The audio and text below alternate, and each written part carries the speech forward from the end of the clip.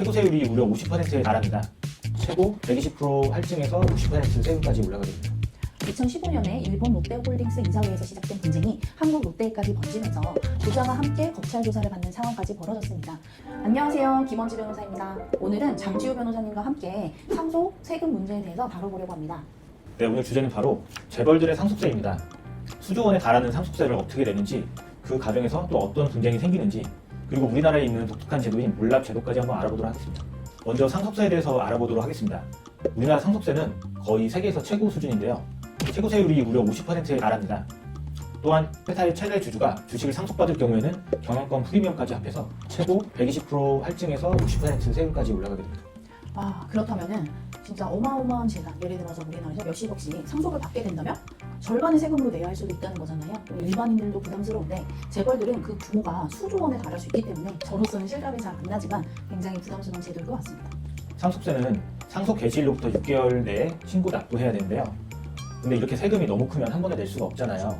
그래서 연부 연납이라는 제도가 있어서 최대 10년까지 나눠서 낼 수는 있습니다. 하지만 그래도 나눠 낸다고 해도 수십억 원 또는 수조 원의 현금을 마련한다는 것 자체는 보통 일이 아닐 것 같습니다. 네, 그게 바로 오늘 이야기의 핵심입니다. 자산은 있는데 현금이 없는 상황, 즉 세금 부자가 돼버리는 거죠. 그 대표적인 사례가 바로 삼성의 이건희 회장 사례입니다. 2020년 10월 이건희 삼성그룹 선대 회장께서 별세하셨습니다. 향년 78세였는데요. 근데 그분이 남긴 유산의 규모가 아시다시피 어마어마했잖아요. 맞아요. 이건희 회장님은 우리나라 최고 기업을 운영하시고 경영하셨던 분이시기 때문에 삼성전자, 삼성생명, 또 삼성물산 등 그 주식 평가액만 해도 한 19조 원에 달하고 부동산 그 일생 동안 수집해온 미술품까지 합치면 전체 재산 규모는 약 26조 원이었던 것으로 추정되고 있습니다. 그 결과 산정된 상속세가 무려 약 12조 원에 가까운데요. 대한민국 역사상 아마 최대 규모의 상속세인 것 같습니다. 유족은 이건희 회장의 배우자인 홍라희 여사님, 장남 이정 회장님, 장녀 이부정 호텔 신라 사장, 타녀 이서연 삼성복지재단 이사장으로 구성되어 있는데요. 각자 상속받은 비율에 따라 세금도 아마 달라지게 될 겁니다. 네, 그래서 구체적으로 그 상속세와 관련해서 알려진 금액은 홍라희 여사님이 3조 1천억 원이고요. 이재용 회장님이 2조 9천억 원, 이부진 사장님이 약 2조 6천억 원, 이서연 이사장님이 약 2조 4천억 원 정도를 부담하게 됐습니다.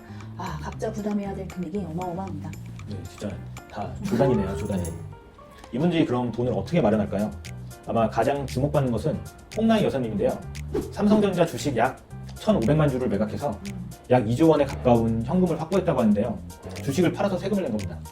이재용 회장님 같은 경우는 달랐습니다. 왜냐하면 경영권을 확보했기 때문에 삼성전자 등 관련 계열사들의 지분을 매각하기보다는 배당금과 그리고 개인 신용대출로 상속세를 해결했습니다. 재벌 회장님이라고 하시더라도 세금을 내기 위해서 대출까지 받아야 했던 상황입니다.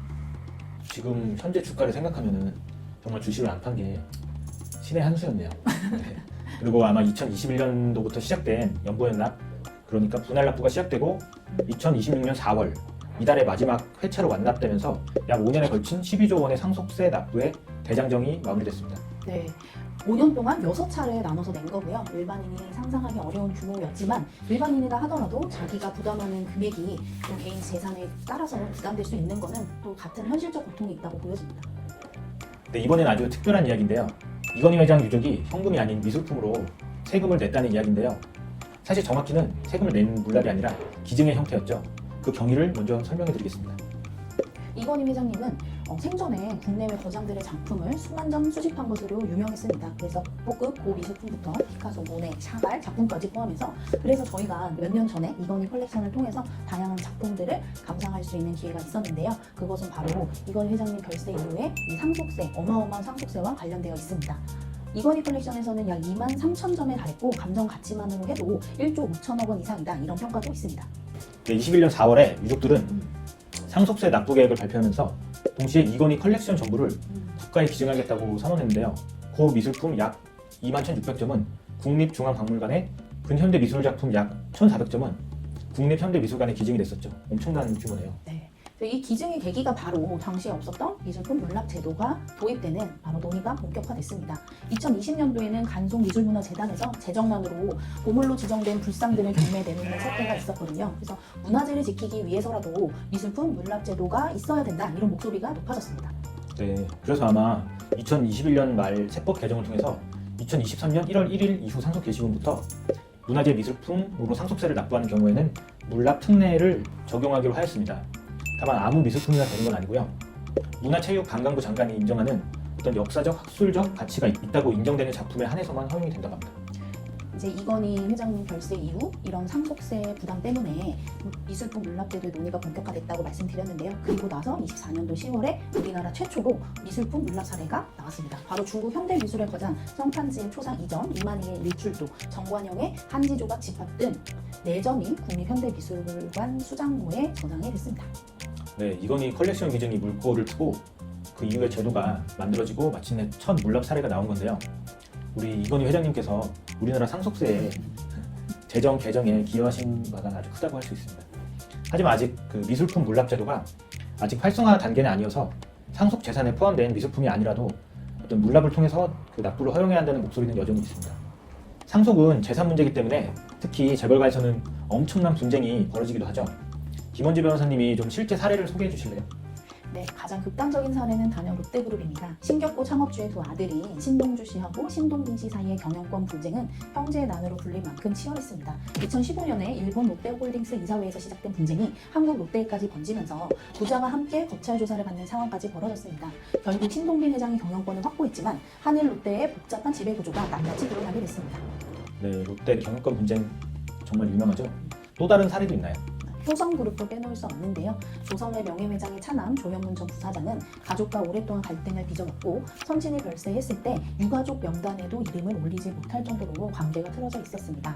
2024년에는 조현문 씨가 상속재산을 사회에 환원하겠다고 선언했는데 그 이면에는 형 조현준의 회장과 깊은 갈등이 있었습니다.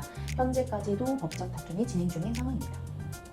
변호사로서 보시기에 재벌과 상속 분쟁이 일반 가정과 다른 점이 뭐라고 생각하시나요? 결국은 재산의 규모가 다르다 보니까 분쟁의 양상도 훨씬 복잡할 수 있을 것 같습니다.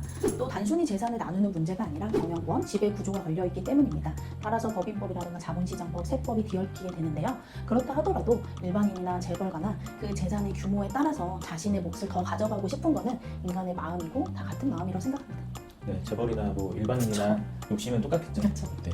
그러면 재벌들은 수조 원에 달하는 상속세 재원을 마련하기 위해서 어떤 방법을 쓸까요?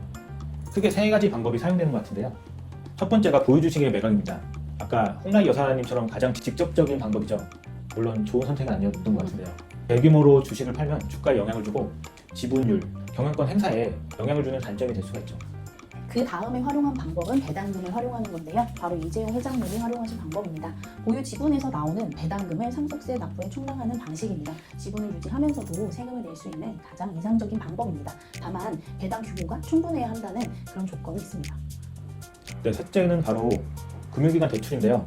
보유 주식이나 보유 자산, 부동산 등을 담보로 대출을 받아 납부하고 이후에 자산을 처분해서 대출을 갚는 방식이죠. 이자 비용이 발생하지만 급하게 자산을 헐값에 매각하는 것보다는 더 좋은 방법인 것 같습니다. 그리고 앞서 설명드린 것처럼 상속이 일어나고 나서, 그러니까 피상속인이 사망 후에 그 상속 재산을 미술품을 가지고 상속세를 납부하는 물납제도도 있고, 상속이 또 개시되기 전에도 그 상속 재산과 상속세 이런 것들을 미리 고려해서 미술품이나 부동산을 이용하는 방법도 가능하게 됐습니다. 네. 오늘 살펴본 것처럼 수십조의 상속세를 내는 건 정말 쉬운 일이 아닌 것 같아요. 뭐 가족 간의 분쟁도 있고 경영권 문제도 있고 재벌에게도 이 상속은 쉽지 않은 문제인 것 같습니다. 사실 재벌가의 이야기처럼 보이지만 그 안에 담긴 법적 쟁점들, 상속세, 연부연납, 물납, 상속 분쟁 이런 거는 우리 모두에게도 규모의 차이만 있을 뿐이지 동일하게 적용되고 있습니다. 오늘은 상속제도와 세금에 대해서 조금 더 접근하기 쉽게 흥미로운 이야기를 풀어보려고 했는데요. 앞으로도 더 좋고 유익한 내용으로 준비하도록 하겠습니다. 감사합니다. 구독과 좋아요도 부탁드립니다.